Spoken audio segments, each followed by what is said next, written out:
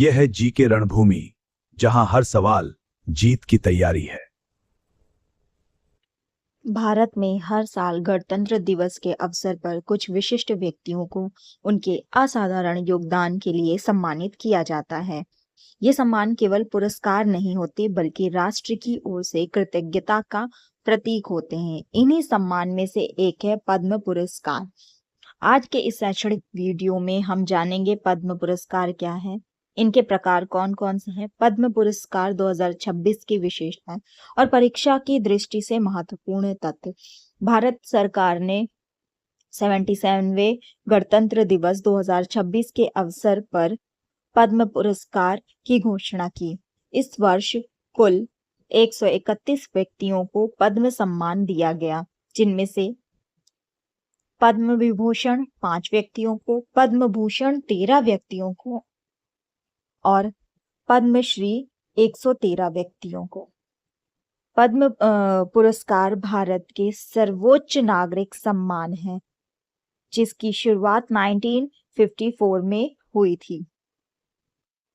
पद्म विभूषण भारत का सर्वोच्च नागरिक सम्मान है। यह पुरस्कार असाधारण और विशिष्ट सेवाओं के लिए दिया जाता है। पद्म विभूषण मरणोपरांत भी दिया जा सकता है। इसे भारत के राष्ट्रपति द्वारा प्रदान किया जाता है। इस बार 5 महान व्यक्तियों को भारत के दूसरे सर्वोच्च नागरिक सम्मान यानी पद्म विभूषण से सम्मानित किया गया। धर्मेंद्र सिंह देओल मरणोपरांत, न्यायमूर्ति के.टी. थॉमस लोक प्रशासन, एन. राजम शास्त्रीय संगीत, पी. नारायण साहित्य और शिक्षा, वी.एस. अच्युतानंदन मरणोपरांत लोक प्रशासन। पोस्ट ह्यूमस का अर्थ जो होता है मरणोपरांत सम्मान। 2026 में पद्म विभूषण में केरल का दबदबा रहा। केरल से जुड़े 5 महान व्यक्तियों को भारत के दूसरे सर्वोच्च नागरिक सम्मान पद्म विभूषण से नवाजा गया है।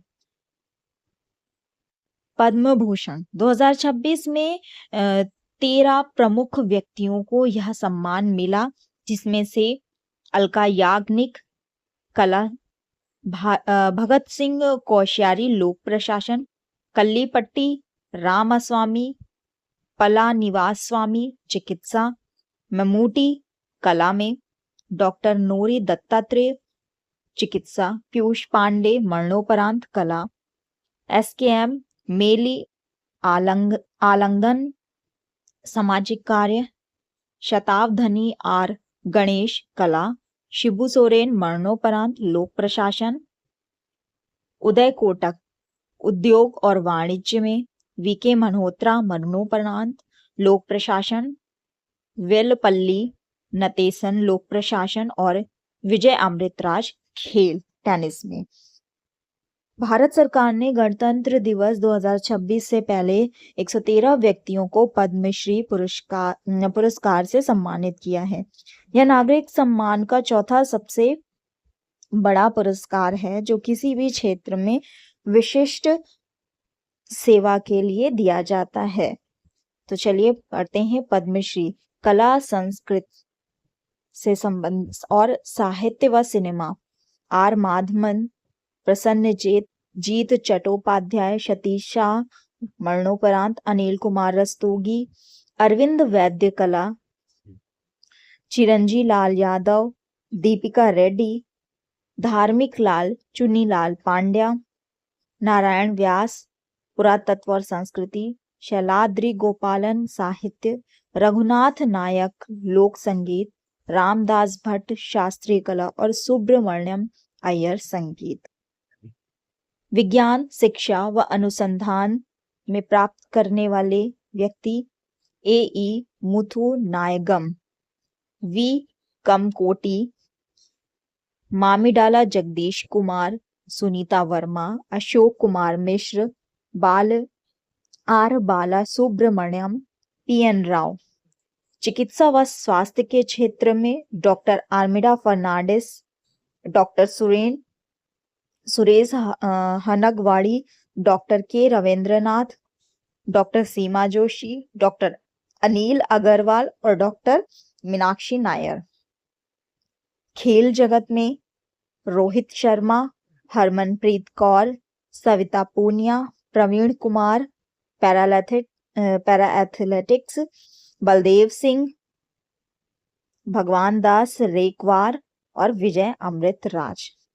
सामाजिक कार्यों से जुड़े क्षेत्रों में अंके गौड़ा, इंद्रजीत सिंह सिद्धू, डॉक्टर बुद्धारी दाती, ब्रजलाल भट्ट, हेलीवार।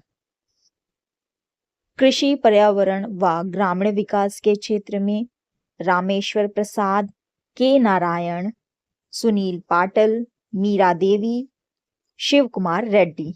हस्तशिल्प, कारीगरी व लोक परंपरा चिरंजी लाल यादव, गोकुलदास मेहता, सरस्वती बाई, अब्दुल रशीद और लक्ष्मी नारायण। विदेशी यानी एनआरआई और पीआईओ योगदान में जॉन मैथ्यू, शिक्षा के क्षेत्र में मैरी फर्नांडिस, सामाजिक कार्य के क्षेत्र में डेविड राजू, चिकित्सा के क्षेत्र में। जानते हैं इस पुरस्कार की शुरुआत। भारत सरकार ने 1954 में 2 नागरिक पुरस्कारों की स्थापना की थी, भारत रत्न और पद्म विभूषण। उस समय पद्म विभूषण को 3 श्रेणियों में बांटा गया था, पहला वर्ग, दूसरा वर्ग और तीसरा वर्ग। 8 जनवरी 1955 को राष्ट्रपति की अधिसूचना के माध्यम से इनके नाम बदलकर क्रमशः पद्म विभूषण, पद्म भूषण और पद्मश्री कर दिए गए। पद्म विभूषण असाधारण और विशिष्ट सेवा के लिए भारत रत्न के बाद दूसरा सबसे बड़ा सम्मान, पद्म भूषण उच्च क्रम की विशिष्ट सेवा के लिए, पद्मश्री किसी भी क्षेत्र में विशिष्ट सेवा के लिए। पद्म पुरस्कारों की घोषणा हर साल गणतंत्र दिवस की पूर्व संध्या पर की जाती है, लेकिन इतिहास में कुछ ऐसे वर्ष भी रहे जब इनकी घोषणा नहीं की गई। 1978 और 1979 में मोरारजी देसाई सरकार के दौरान पुरस्कारों को निलंबित कर दिया गया था। 1993 से 1997 पुरस्कारों की वैधता को लेकर अदालती मामलों जैसे बालजी राघवन बनाम भारत संघ के कारण इन्हें रोक दिया गया था और सुप्रीम कोर्ट के फैसले के बाद इन्हें फिर से शुरू किया गया। पद्म पुरस्कारों की चयन प्रक्रिया को पिछले कुछ वर्षों में पूरी तरह से बदल दिया गया है। पहले इसे सिफारिश माना जाता था, लेकिन अब इसे पीपुल्स पद्म के रूप में एक पारदर्शी और लोकतांत्रिक रूप दिया गया है। इसकी चयन प्रक्रिया में पहले हर साल 1 मई से लेकर 15 सितंबर तक ऑनलाइन पोर्टल पर कोई भी नागरिक किसी का भी नाम या आप खुद अपना नाम भेज सकता है। गृह मंत्रालय के पास आए हजारों नामों की शुरुआती जांच होती है और एक लंबी सूची तैयार की जाती है। प्रधानमंत्री द्वारा गठित पद्म समिति, जिसमें कैबिनेट सचिव और एक्सपर्ट होते हैं, इन नामों पर विचार कर फाइनल सिफारिशें भेजती हैं। अंत में प्रधानमंत्री और राष्ट्रपति की मुहर के बाद 25 जनवरी की रात को नामों की घोषणा होती है। देखिए, पारदर्शिता के कुछ मुख्य बिंदु हैं, जिसमें पीपुल्स पद में अब यह केवल सूखदारों तक सीमित नहीं है। जमीन पर काम करने वाले गुमनाम नायकों को प्राथमिकता दी जाती है। इसकी पूरी प्रक्रिया डिजिटल है, जिससे में भेदभाव और सिफारिश की गुंजाइश कम होती है। किसी भी व्यक्ति का बैकग्राउंड देखने के बजाय उसके समाज पर प्रभाव को देखा जाता है। खेलों की दुनिया में पद्म पुरस्कार का इतिहास न केवल गौरवशाली रहा है, बल्कि यह भारत के खेल विकास की पूरी यात्रा को भी दर्शाता है। आज हम जानेंगे पद्म पुरस्कारों से जुड़े कुछ ऐतिहासिक रिकॉर्ड, जिन्होंने भारतीय खेलों को नई पहचान दी है। जी हाँ, जब वर्ष 1954 में पद्म पुरस्कारों की शुरुआत हुई, तब खेल जगत के लिए एक नया अध्याय था। पद्मश्री पाने वाले पहले खिलाड़ी बने बलबीर सिंह सीनियर, जिन्होंने भारतीय हॉकी को ओलंपिक में स्वर्ण पदक दिलाकर देश का नाम रोशन किया। पद्म भूषण पाने वाले पहले खिलाड़ी थे भारतीय क्रिकेट के महानायक CK नायडू। वहीं पद्म विभूषण भारत का दूसरा सर्वोच्च नागरिक सम्मान खेलों की दुनिया में सबसे पहले विश्वनाथ आनंद को मिला। जिससे शतरंज को वैश्विक पहचान मिली। पद्म पुरस्कारों के इतिहास में कुछ परिवारों ने खेल विरासत को आगे बढ़ाया है। मिखा सिंह, जिन्हें फ्लाइंग सिख कहा जाता है, उन्हें पद्मश्री से सम्मानित किया गया। वहीं उनके बेटे जीव मिखा सिंह, जो एक प्रसिद्ध गोल्फ खिलाड़ी हैं, उन्हें भी पद्मश्री मिला। इसी तरह बैडमिंटन जगत में पीवी सिंधु और उनके कोच पुलेला गोपीचंद दोनों को पद्म सम्मान मिला। भारतीय खेल प्रशिक्षण की सफलता को यह दर्शाता है। तो दोस्तों, ये थे पद्म 2026 के सभी सम्मानित नाम। देश के वो सच्चे नायक जिन्होंने अपने काम से भारत का मान बढ़ाया। अगर आपको यह जानकारी उपयोगी लगी हो तो वीडियो को लाइक करें और ऐसी ही जीके जीएस और एग्जाम ओरिएंटेड अपडेट्स के लिए चैनल को सब्सक्राइब करना ना भूलें। जय हिंद।